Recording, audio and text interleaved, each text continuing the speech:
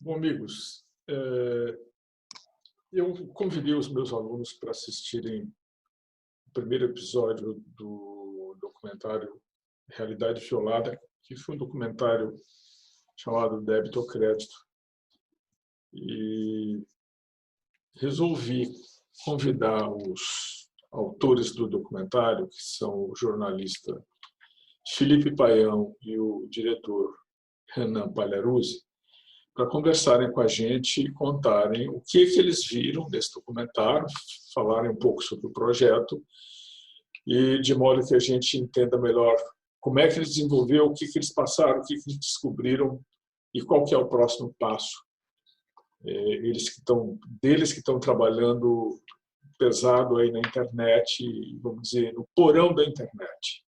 É um lugar onde não tem coisa boa para ver.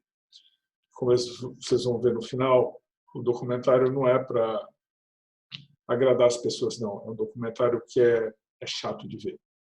Então, começa agora a entrevista, o Felipe contando como é que o projeto foi desenvolvido.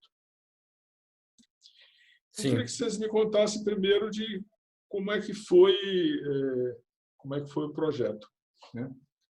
Como é que esse projeto... Bom, acho que... Renan, você quer começar a explicar como é que foi, desde a abordagem do Facebook, e depois eu escorro? Pode ser. Vocês estão Só para deixar bem? claro aqui... Meu microfone estava meio picotando. O Renan é o diretor de criação em vídeo lá na NZN, né? E eu sou editor de conteúdo original lá. E o Renan, aqui na estrutura da NZN, ele é meu superior. Entendi. Você que liderou o projeto, né, Renan? Na verdade, eu fiz a direção técnica do projeto, né? Então, o Paião que, obviamente, cuidou de todo o conteúdo do Realidade, e eu fiz a parte de direção técnica, tanto de direção como direção de fotografia, produção, enfim. Cuidei da parte mais técnica do negócio, mais plástica, enfim, da cadência e tudo mais, né? Então... Ficou show, ficou assim, tipo padrão Netflix. Pô, muito obrigado pra gente. O Renan Na verdade, eu diria que ficou até superior, né? Pô, muito obrigado. É um elogio e tanto. A gente fez... A equipe foi enxuta, mas assim, de profissionais muito bons, né? O editor de vídeo também, o Matheus Zimmer, é incrível. A gente tinha um produtor incrível, o Bruno Lemela. Mas, enfim, contar do processo, respondendo a pergunta, né? A gente foi convidado, a gente aplicou para um projeto do Facebook que era para fomentar vídeos nas redações, né? Era do... Paião, a sigla está correta? IFCJ, né? ICJ, acho. ICJ, não é? Tá na apresentação do produto. Isso. Que é o Facebook.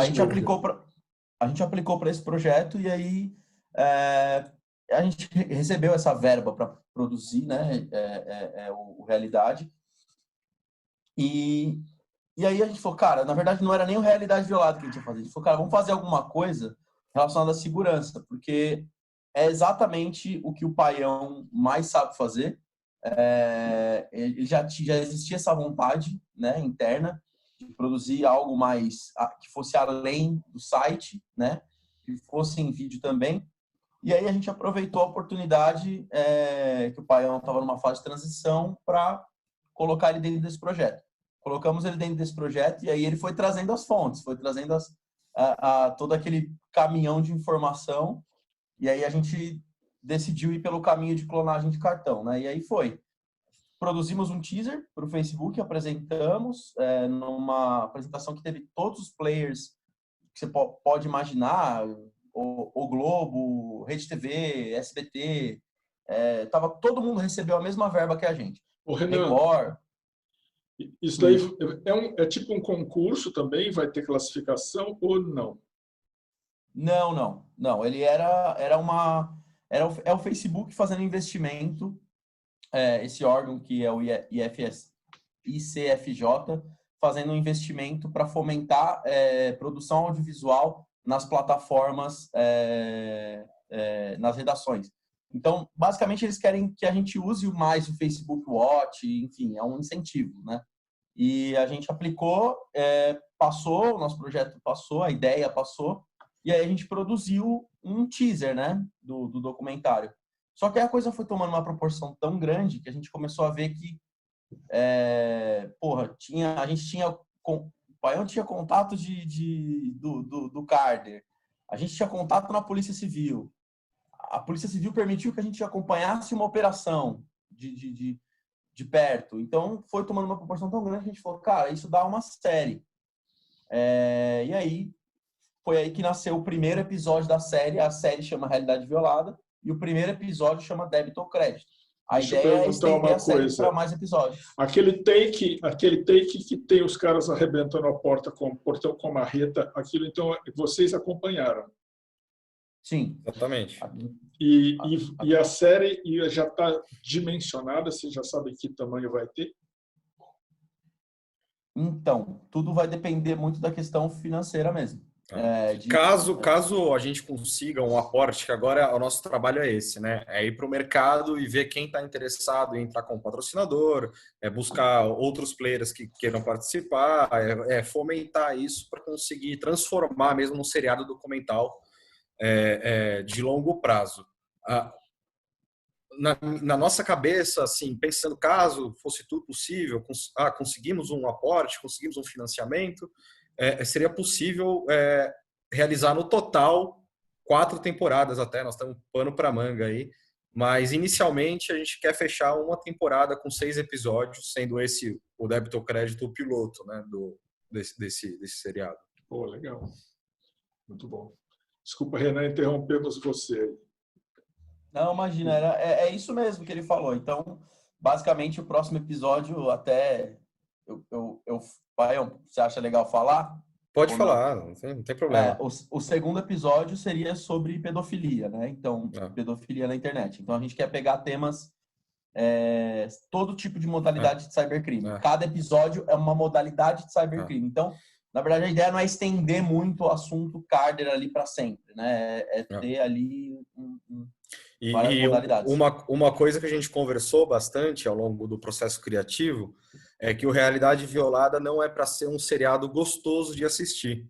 Por exemplo, a gente vai pegar temas difíceis, temas espinhosos, né, como a questão do golpe de cartão de crédito, a pedofilia na internet, outros tantos, e transformar isso visualmente num documentário que ao mesmo tempo ele não seja aquela coisa prazerosa. Por exemplo, a gente abusa dos glitches, que é para deixar a pessoa desconfortável.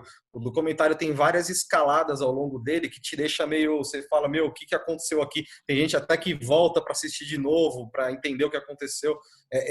Para ser uma parada desconfortável. Não é para terminar e você ficar feliz, bem. Não é aquela coisa que te joga para cima. É uma coisa que te faz refletir, tem alguma coisa acontecendo aqui, né? É o maior elogio que a gente pode receber. O maior elogio que a gente pode receber é falar que a pessoa fala, eu me senti desconfortável ao assistir o documentário. Esse é o projeto. O maior elogio. Essa é a ideia. Entendi. Com relação a escolher os temas, né? Vocês já escolheram todos os temas? Os temas da primeira temporada, caso seja fechado, já foram selecionados mesmo. A gente já tem os temas bem pré-definidos, até porque, inicialmente, como eu e você, a gente trabalha há muito tempo na área de cibersegurança, Paulo, você é muito mais do que eu. Você é um leão aí, eu sou um gatinho entrando, trabalho há 6 anos. 6 anos, eu também empatado, Felipe. Nós entramos no mesmo ano, cara. 2013. Então estamos juntos. Eu estou aí há 6 anos na editoria. Vocês são tudo louco. Nós estamos há 6 anos na editoria de cibersegurança. E o que eu resolvi fazer? Eu resolvi transpor, né, as fontes de reportagem de texto para vídeo. Então, nessa primeira temporada, eu comecei a, entre aspas, pegar o caminho mais fácil. Eu tenho contatos na Polícia Civil e eu tenho poucos contatos com carders ou com hackers que fazem pequenos golpes com malware. Eu consigo entrar em alguns grupos de Deep Web. Então, eu vou trazer isso para a primeira temporada para que eu não tenha que fazer um novo trabalho, descobrir uma nova área, estudar. Então, assim, a primeira temporada ela é fácil de fazer. e eu tenho condições de ajudar nisso.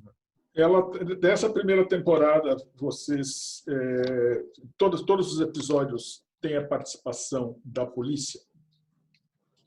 Ou Se a não gente é for... nem sempre? Não, essa outra discussão que a gente teve, a gente não queria ser um polícia 24 horas, a gente queria fugir disso. A gente enxerga muito a operação policial como uma cereja no bolo do documentário, por exemplo. Ela não é o foco, mas ela é algo bacana que, se tiver, nós vamos mostrar. Nós vamos, obviamente, tentar mostrar uma operação policial em cada episódio, é a nossa meta. Mas não é também algo que, se não conseguirmos, vai destruir todo um argumento. Né? Entendi. No caso... Fala, Renan. Não, o que eu ia falar é que, assim, a gente ficou com medo de ser um polícia 24 horas, porque nunca foi o objetivo, né? O objetivo é falar sobre uma modalidade de cybercrime específica. Então, a polícia, ela casa perfeitamente com isso, porque ela ilustra, né? Ela ajuda a ilustrar, a trazer à superfície tudo que a gente está querendo mostrar. Olha, os caras estão sendo presos e a polícia está lá, fazendo o trabalho dela. Então, é algo que a gente quer sempre mostrar, mas nem sempre vai casar a oportunidade, né? Por exemplo, se a gente estiver produzindo o episódio sobre pedofilia e não estiver tendo nenhuma operação sobre, não sei se vai ser possível a gente conseguir acompanhar, né? Esses casos esse caso especificamente que vocês abordaram, que é o caso dos carders, como é que vocês viram, acho que é mais com você, Felipe, a abordagem da polícia? Ou seja, a gente sabe que muitas vezes o cara que sofre qualquer crime, qualquer violação cibernética, nem sempre imagina que aquilo é um caso de polícia. Então, como é que vocês viram aí a abordagem da polícia? O que vocês puderam ver dos recursos que eles têm para tratar isso e etc.? Eu acho uma questão extremamente complexa, e eu vou explicar o porquê. Primeiro, porque a polícia ela não trabalha de maneira ostensiva, ou seja, pelo menos eu não enxerguei isso. Ou seja, ela não está quieta no canto dela e fala, vamos lá procurar esses caras e pegar esses caras. O que acontece? Os bancos entram em contato com a polícia, ou alguma empresa entra em contato com a polícia, ou ela recebe uma notícia crime, acontece alguma coisa, e a partir desse ponto ela faz a investigação. É diferente, é um tipo de policiamento diferente. Ela é reativa, vamos dizer. Exatamente, ela é mais reativa. Mas talvez isso aconteça pelo segundo motivo que eu vou citar agora. Eles são profissionais muito bons no que fazem. Eles sabem como lidar com esse pessoal do cybercrime. Eles têm profissionais dentro de casa muito bons, muito aplicados. Porém, falta o investimento do Estado para que possa dar melhor condições de trabalho para eles. Eles têm alguns aparelhos muito bacanas. Eu não sei se eu posso citar os aparelhos que eles trabalham. Eles têm aparelhos muito bacanas. Celebrite. Eles têm uma enfim. E eles... Você não precisa confirmar, mas assim, todo mundo precisa de Celebrite, não tem jeito. E eles têm uma divisão própria para isso, e você vê que tanto os investigadores quanto os delegados, eles estão bem a par de tudo que está acontecendo. Então, eu fiquei surpreso até. Eu achei que ia chegar lá e ia encontrar um monte de cara que não sabia o que estava fazendo. Mas, pelo contrário, a divisão apropriada, principalmente o pessoal do DPOL, que é da divisão do Departamento de Inteligência da Polícia Civil, eles sabem muito bem como lidar com cybercrime e, assim, surpreendeu a gente positivamente. Muito bom. Com relação à aproximação que vocês precisaram fazer com os bandidos, né, a sua entrevista e tal, são fontes que você já tinha, são fontes mais recentes, são contatos que você desenvolveu para o documentário? Exatamente. Não foi desenvolvida nenhuma fonte nova para o documentário. Como eu falei, a gente, entre aspas, pegou o caminho mais fácil. Como a gente está nesse mercado aí há 6 anos, né? A gente recebe, ao longo do tempo, muito vazamento de dados, a gente recebe muito leak, deface, tá rolando um phishing aqui, olha isso daqui. Então, muitas fontes vêm falar com a gente.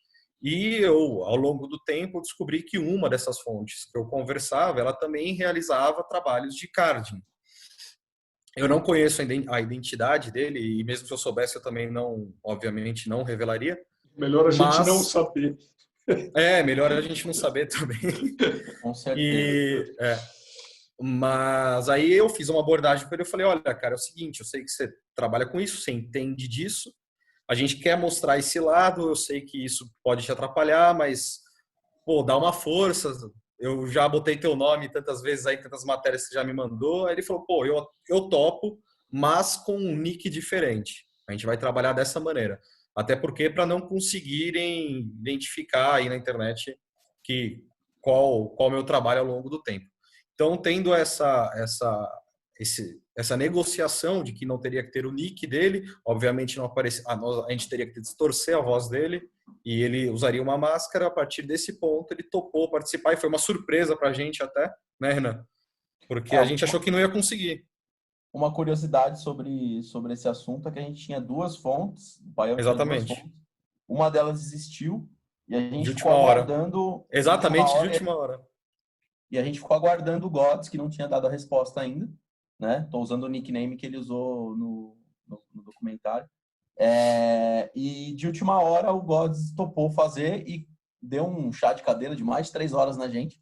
E aí, porque ele estava tentando soldar a câmera do notebook dele. Que ele tinha cortado.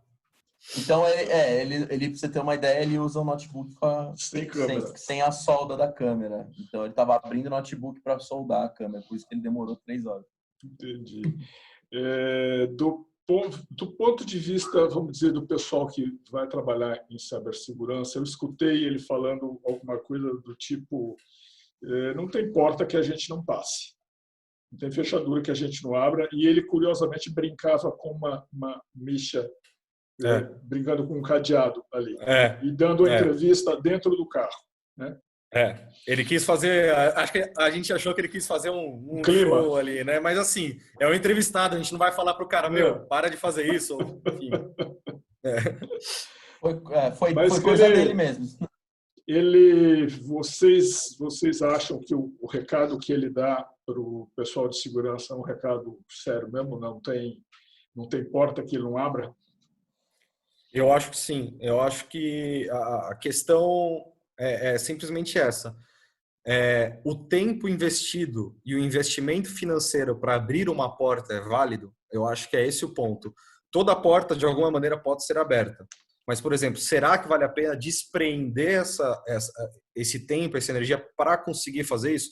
Porque, veja, muitas portas a gente sabe que são praticamente intransponíveis, né? Encriptação fodida e outras coisas.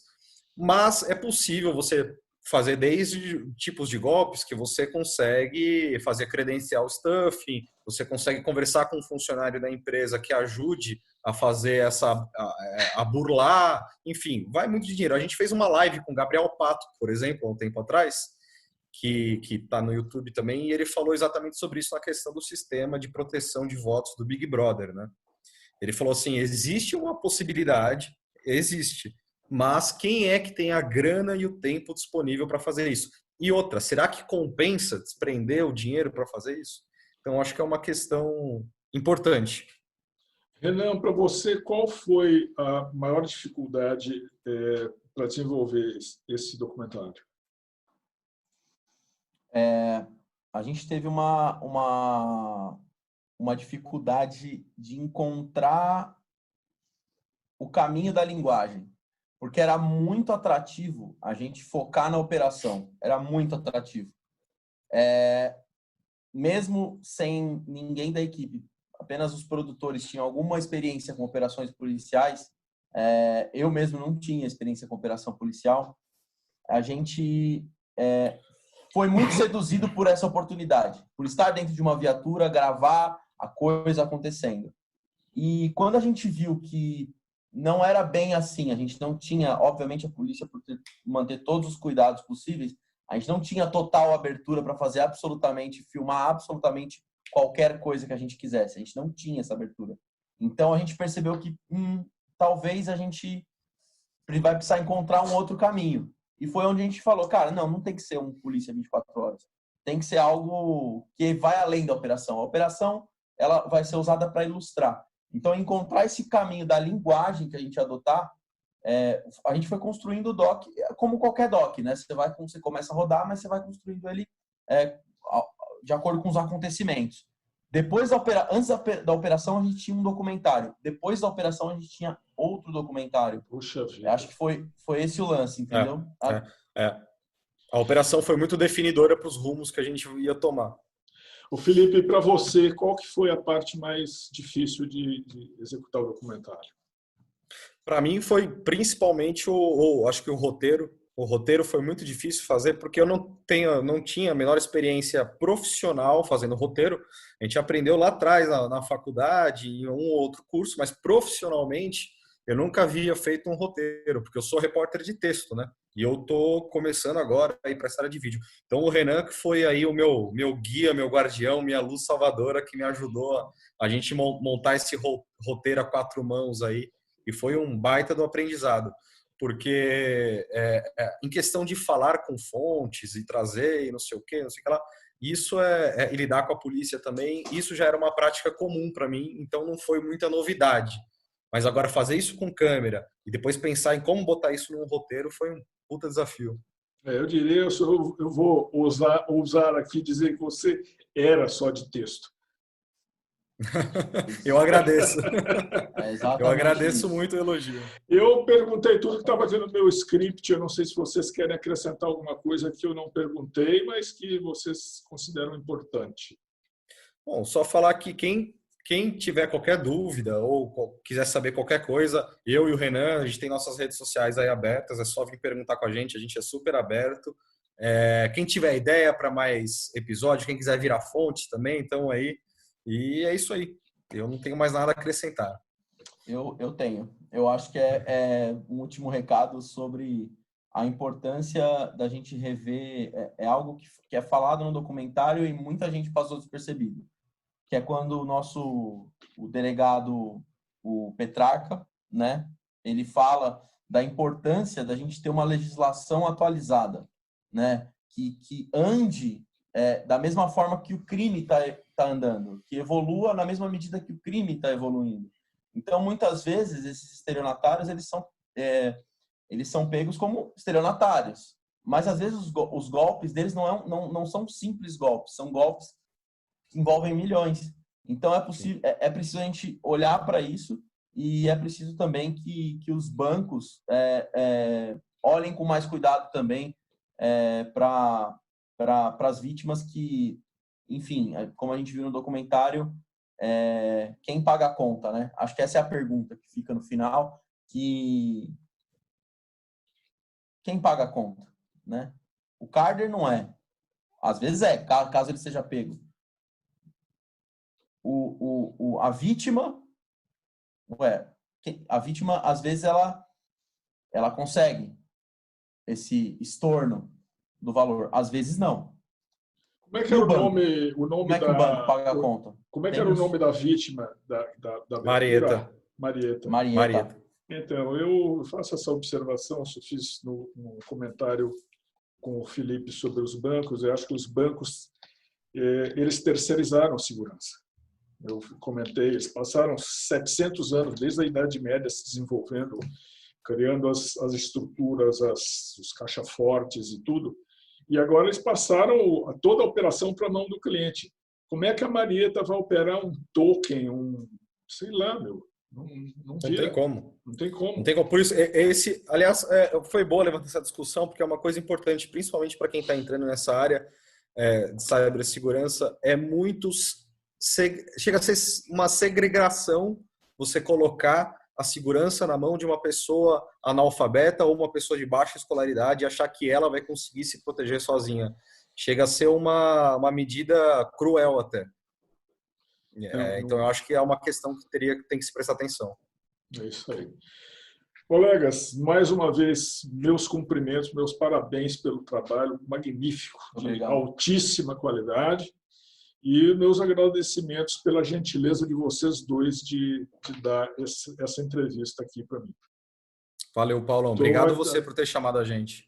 Obrigado e estamos disponível. Disponível para vocês também. Grande abraço. Abraço. Tchau, tchau. Tchau, tchau.